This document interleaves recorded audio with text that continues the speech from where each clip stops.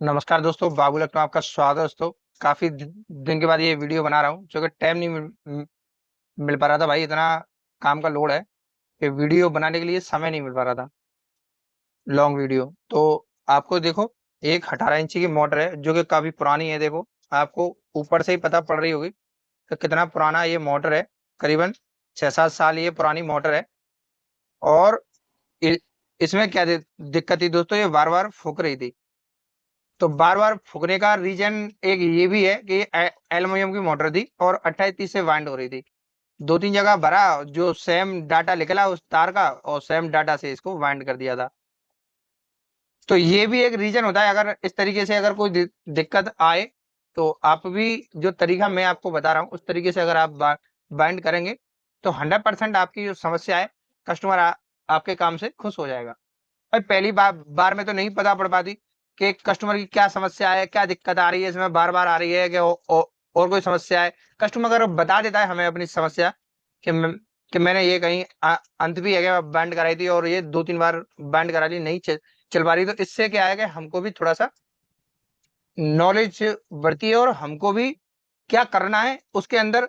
ये भी एक पॉइंट वाली बात है और सोचने वाली बात है कि हमको किस किस तरीके से भरी जाए वो मोटर, के वो फूके ना और शिकायत ना आए।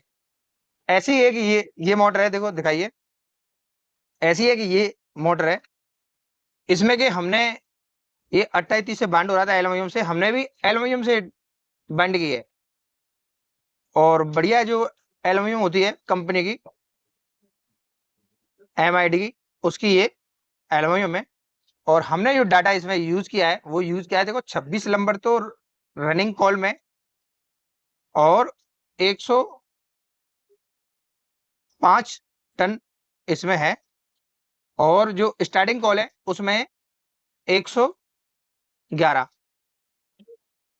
वो सॉरी 115 स्टार्टिंग कॉल में, और रनिंग कॉल में 105। तो ऐसे करके ये हमने बाइंड की है। और अब मैं समझ, और देखो आप जो फिनिशिंग वगैरह आप देख लीजिए किस तरीके से फिनिशिंग वगैरह हमने कॉल को बनाया है। और 1 इंची 2 सूत की इसकी जो मोटाई है, इसकी जो अंदर की जो रिंग की जो मोटाई है, 1 इंची 2 सूत की मोटाई है इसमें, 2 mm, सॉरी। तो ये देखिए, और इसके भी अलावा हमने एल्युमिनियम में बाइनेस नहीं होती। बहुत से भाई क्या बोलते हैं बाइनेस नहीं करनी चाहिए एल्युमिनियम पे। तो भाई देखो, उसकी भी कंडीशन होती है बाइनेस की, कि जहाँ जरूरत हो उस चीज को वो बांधने से बहुत ही जरूरी है। अब देखो, मैंने ये 26-28 से बाइंड किया है, और इसमें भी मैंने इसमें वायरनेस कर दी है अच्छे तरीके से। और देखो, इसके जो लीड वायर निकाली है, देखो 1.5 mm का तार निकाला है, देखो कॉपर का 1.5 mm के तार है। तो ये भी एक मेन पॉइंट होता है, क्योंकि जो मेन लीड हम निकालते हैं, ज्यादातर ये मैंने देखा है कि उनसे ही बस्ट होता है। आपका जो मोटर होती है उससे ही खराब होती है। तो ये देखो, जब आप 1.5 mm का जब तार आकर निकालोगे स्टार्टिंग के, इसमें स्टार्टिंग और रनिंग का, और मेन कनेक्शन के लिए, और ये कॉपर वायर है, तो मुझे लगता है अब इसमें शिकायत नहीं आएगी और ना ही ये अब खराब होगी। और देखो, इसके भी अलावा म- अंदर से अगर दिखाइए, दिख जाए तो देखो अंदर से बिल्कुल मैंने क्लीन कर लिया बिल्कुल, क्योंकि इस पे बहुत कार्बन था। ये भी मैंने बहुत ही क्लीन कर दिया। और इससे क्या होता है दोस्तों, अच्छी तरह से मैग्नेट नहीं बन पाती, और जिसके कारण स्पीड की दिक्कत होती है। और जब स्पीड की दिक्कत होती है हमारी, तो कस्टमर क्या है, उसमें कंडीशन बढ़ा लेता है। तो जैसे कि मान लो इसमें छह छह का कंडीशन था, तो 8 का कंडीशन डालता है। नॉर्मल सी बात है, जब मिस्त्री से सलाह ले रहा है आदमी कि भाई 6 के कंडीशन से लाइट भी पूरी आ रही हो फिर भी इसमें स्पीड नहीं आ रही, तो 8 का कंडीशन ऐसी कंडीशन में डलता है। और फिर भी हल्की पतली उसमें स्पीड बढ़ जाती है, और फिर भी जो प्रॉपर जो आनी चाहिए स्पीड वो नहीं मिल पाती। तो उसका रीजन यही है कि इस पे बहुत सारा कार्बन जम जाता है। और ये इसका रोटर है, देखो इस पे भी कार्बन जम जाता है, देखो। तो ये दोनों चीज हमने जो मोटर और रोटर है, दोनों अच्छी तरीके से सफा कर लिया है।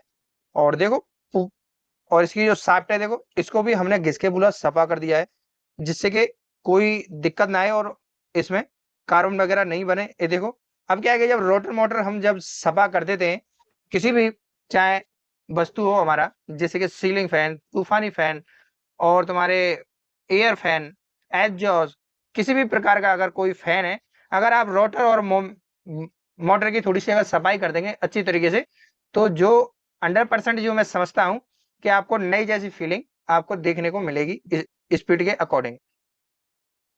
और बाकी का आप समझ गए होंगे कि ये अगर आपकी भी अगर बार-बार अगर कोई कस्टमर अगर शिकायत कर रहा है, फुक के आ रही है मोटर, अगर वो 28-30 से बढ़ रही है, तो आप 26 और 28 से बढ़ सकते हैं। उससे क्या हो जाएगा, जब मोटा तार हो जाएगा और आप वार्निश वगैरह सब कुछ अच्छी तरह से कर दें, और 27.5 इंची इसकी लेंथ है एक कॉइल की, और 27.5 इंची इसकी जो लेंथ है दोस्तों, इसकी मोटर की जो लंबाई मैंने जो कॉइल ली है 27.5 इंची ली है। और देखो आप देख पा रहे हैं, कुछ भी ये मान लो ज्यादा मेहनत नहीं करनी पड़ी, कॉइल को इधर खींचो।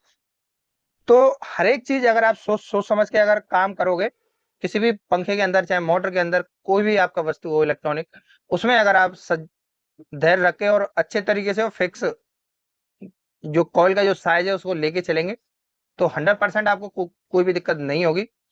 उम्मीद करता हूँ जो हमारी जो जानकारी है आपको समझ में आ गई होगी, क्योंकि इस वीडियो का उद्देश्य यही था। अगर कोई मोटर अगर बार बार फुक के आ रही है, कोई अगर कस्टमर अगर परेशान है, एल्यूमिनियम की अगर मोटर है, तो ये सबसे बेस्ट डाटा मैंने आपको बताया है 26 और 28।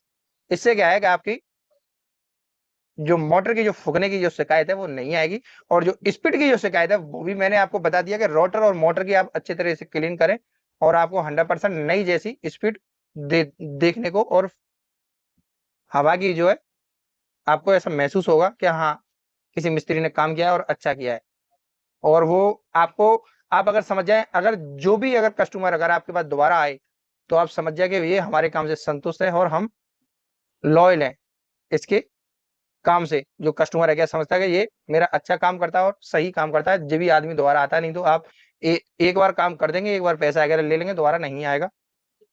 तो भाई इसी के साथ वीडियो करता हूँ समाप्त, फिर मिलते हैं किसी और वीडियो में और जानकारी लेके। और भाई हमारे चैनल को थोड़ा सा सपोर्ट करें, आप सब्सक्राइब नहीं करते, वीडियो देख लेते हैं, तो भाई सब्सक्राइब भी जरूर करके जाएं, क्योंकि इससे क्या है भाई, हमें भी मोटिवेशन है क्या मिलता है, और जज्बा है क्या मिलता है कि हमें और भी आप लोगों के लिए अच्छी अच्छी वीडियो बनाएं। इसके साथ मैं करता हूँ वीडियो का समाप्त। जय हिंद, जय भारत।